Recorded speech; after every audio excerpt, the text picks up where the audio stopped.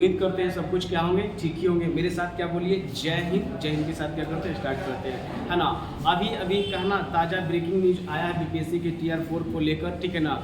जो वैकेंसी को लेकर टाल मटोल कर रहे हैं, अब उस पैटर्न पे कहा ये गया कि अब बीपीएससी टीआर 4 को है ना नहीं आएगा, लापरवाही और टाल मटोल के है ना इस तरह से मूड में है या नहीं, अंदर की बात क्या हुआ, और टीआर 5 होगा तो भूल ही जाइए, ठीक है ना।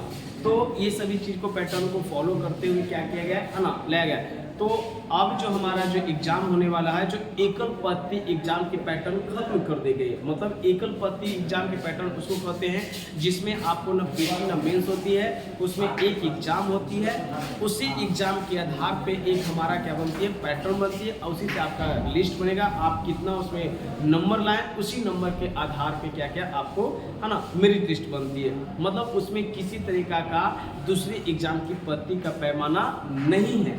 लेकिन जितने भी अभी हम टीआर 1 दे रहे थे, एकल पत्ती की एग्जाम थी, टीआर 2 भी दिए एकल पत्ती के एग्जाम। एकल पत्ती करने का अर्थ ये हो रहा है कि एक ही बार एग्जाम हुआ, उसी एग्जाम के आधार पे आगे की प्रक्रिया या प्रोसेस बढ़ती है। टीआर 3 भी हुआ तो एक ही एग्जाम हुआ, लेकिन जब टीआर 4 आया तो उसमें सबसे पहला तो बदलाव हमारा ये हुआ कि 4 ऑप्शन नहीं बल्कि 5 ऑप्शन दिया जाएगा। बच्चे ने कोई इस पे ऑब्जेक्शन नहीं किया। बच्चे को एक ही मांग था कि आप 4 नहीं 5 करो, 5 नहीं आप 6 करो ऑप्शन, हमसे उससे कोई दिक्कत नहीं।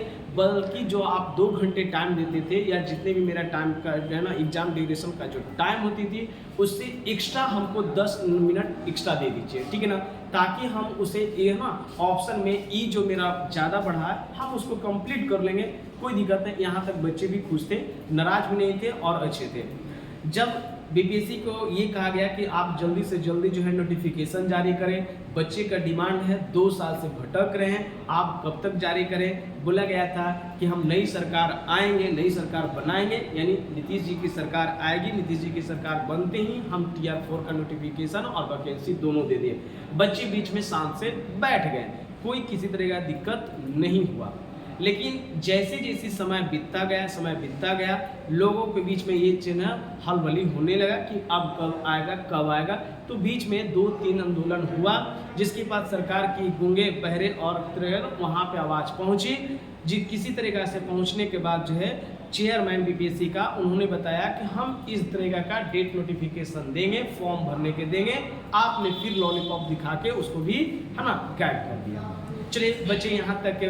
फिर जब आपने बोला कि हमें एग्ज़ाम तो हमें सितंबर में लेनी है, एग्ज़ाम जब हम सितंबर में लेंगे तो उसके पहले 2 महीना पहले हम सारी प्रक्रिया को पूरा कर लेंगे। तो वहाँ पे अति हो गया।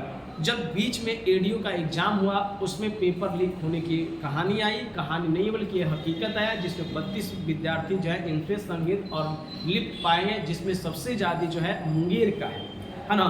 तो ये जांच पड़ताल के कारण 9 पालियों में एग्जाम हुआ था, उसको पूरी तरीक़ा से रद्द कर दिया गया। तो अब बीपीएससी ने बोला कि अब इस तरीक़ा से हम जो एग्ज़ाम अब एकल पत्ती एग्जाम का पैटर्न खत्म करते हैं, अब हम एग्ज़ाम को है पीटी प्लस मेंस लाते हैं, है ना। इससे क्या होगा कि पीटी प्लस मेंस में लाते हैं तो इससे जो है ना मतलब है कि कदाचार जो मुक्त हो परीक्षा होंगे उसको हम अच्छे ढंग से लेंगे।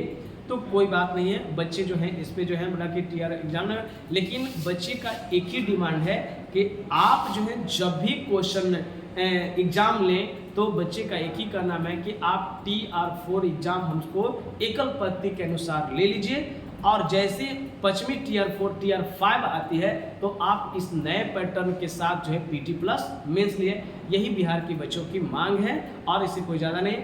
8 मई को महा आंदोलन होने वाले हैं, उसमें सक्रिय रूप से हमारा ये कोई उद्देश्य नहीं है कि हम अपने राज्य में, हम अपने डिस्ट्रिक्ट में और हम अपने शहर में किसी तरीका का उपद्रव करें। हमें चाहते हैं कि शांति वातावरण, शांति मुक्त और आवाज़ जो है, ये युवाओं का आवाज़ जो है, जो यहाँ मौजूदी सरकार बनी है उनकी कानों तक जाएं। बिहार के बच्चे के साथ आपने क्या वादा किया था, बिहार के बच्चों के लिए आपने क्या हित के बारे में सोचा था, इसी के बारे में वहाँ तक की बात पहुँचानी है। और बिहार का बच्चे को एक ही डिमांड है कि आप जितना 2 साल से आप टीआर 4 का नोटिफिकेशन के नाम पे आप कर रहे थे, अभी तक वहाँ तक नहीं आया है। बस हमें चाहिए हमें बता दो कि हमें इतना दे रहे हैं, इतना सीट है, इतना है, हम अपने शांति घर है ना, शांति वातावरण से हम अपने घर चले जाएंगे और वहाँ से अच्छे से एग्जाम का तैयारी करेंगे और हम पढ़ाएंगे। नहीं चाहते हैं कि हम अपने ही राज्य में रहकर, हम अपने ही डिस्ट्रिक्ट में रहकर उपद्रव और सरकार की व्यवस्थाओं को उल्लंघन करें, कोई नहीं चाहता। पर क्या करें, सरकार निकम्मा और है ना कमजोरी अपनी छुपाने के लिए जो है इस तरीका की प्रक्रिया अपनाती है।